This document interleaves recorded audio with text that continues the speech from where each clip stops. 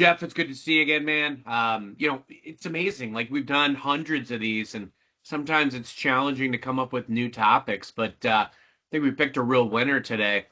Something that I think a lot of us have grappled with at various times, and it's what do you do when you've got a weak link in the team or in your extended team? I know both of us are usually pretty hard driving sellers, and we get stuff done and execute like we get paid to do.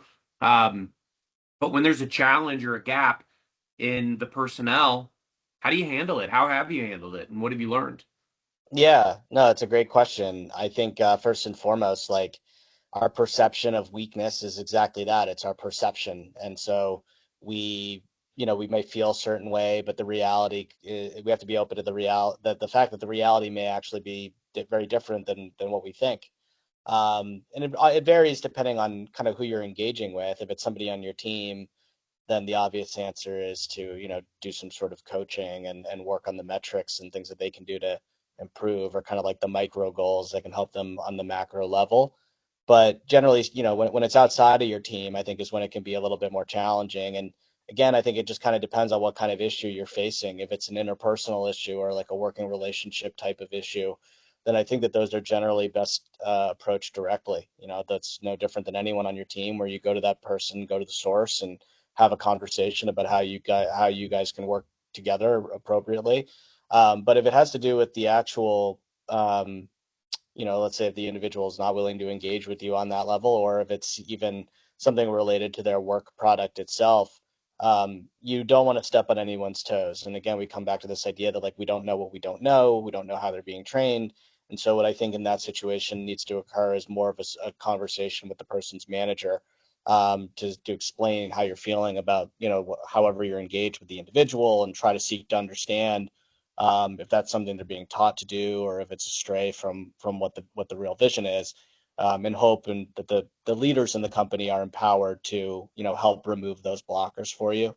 The worst case scenario is that you're really not getting anywhere with any of these things. And what I found is sometimes you got to just work around. That you got to find your own path. And I would say that's the thing I least recommend, but it is, if you got to get something done and you feel like you're not don't have folks that are cooperating with you, got to work around them. So that's what I think are kind of like the three steps that I take. I think about, hey, is this about me specifically? If so, I'll deal with it directly. Is it about a working product? In which case, let's go to the individual's manager. We can try to have a dialogue. And if I'm not getting headway on either of those two things, then maybe I just have to figure out my own path. So that's the way that I think about it. I'd love to hear your perspective. No, I dig it. I like the way you give benefit of the doubt first out of the chute. I think everybody has earned the right to be in the role they're in one way or another. And so I think the key element is everybody's going to bring their own unique skills and strengths and superpowers to the table.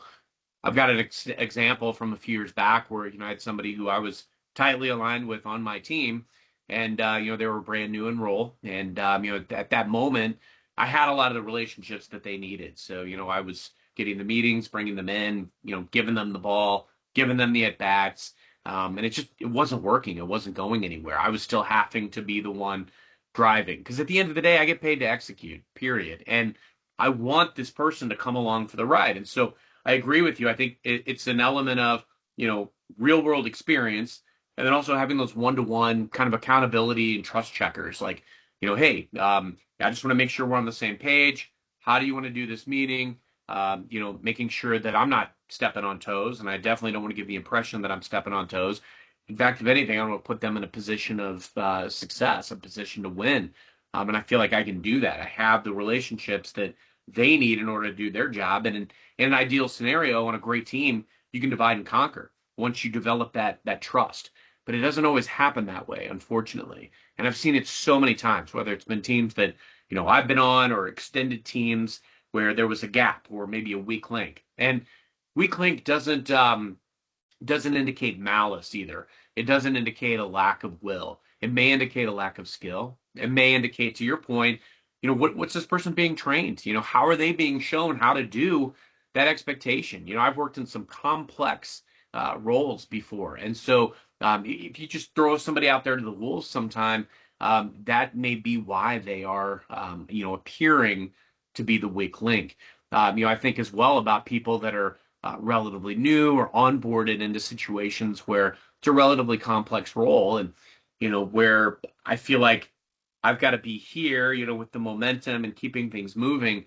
It's very important that we're bringing everybody along for the ride, regardless if you ultimately end up having to do more of these things yourself to keep things moving. There's teaching moments, that you're bringing them along for the ride. You're helping them understand, why this is an important step. Try to stay away from saying, hey, my last person who did this job did it this way or things like that. But just say, hey, in my experience, this is a great next step. What are your thoughts? Still keep them in the mix, keep them included. The last thing you want to do is alienate somebody who, likely wants to get up to par with where you are, but they just can't. And the things that will hinder them are sometimes being intimidated in these situations. So I believe strongly in get them in the game.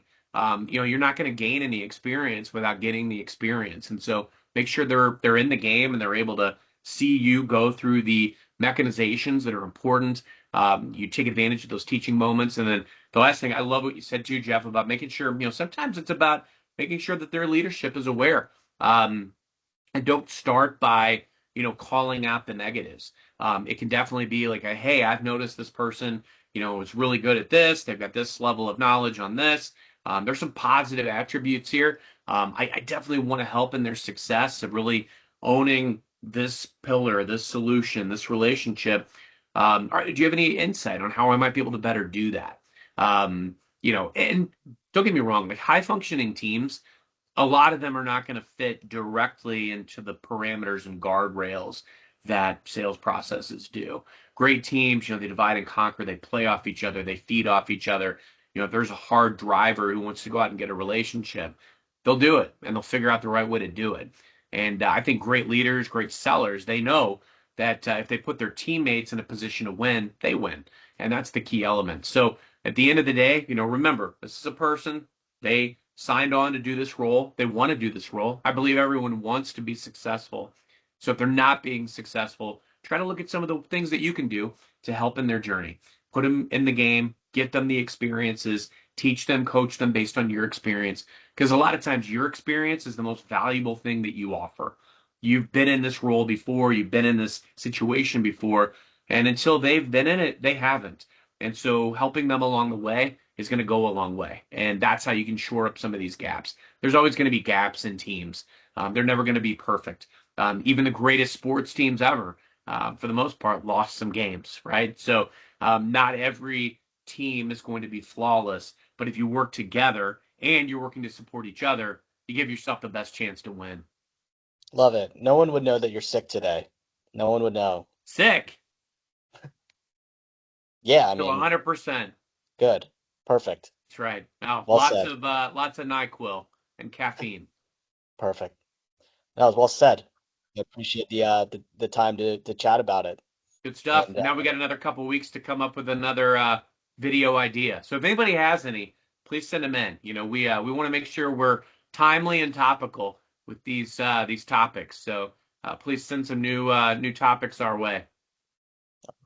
can't wait. Good stuff. Until next time.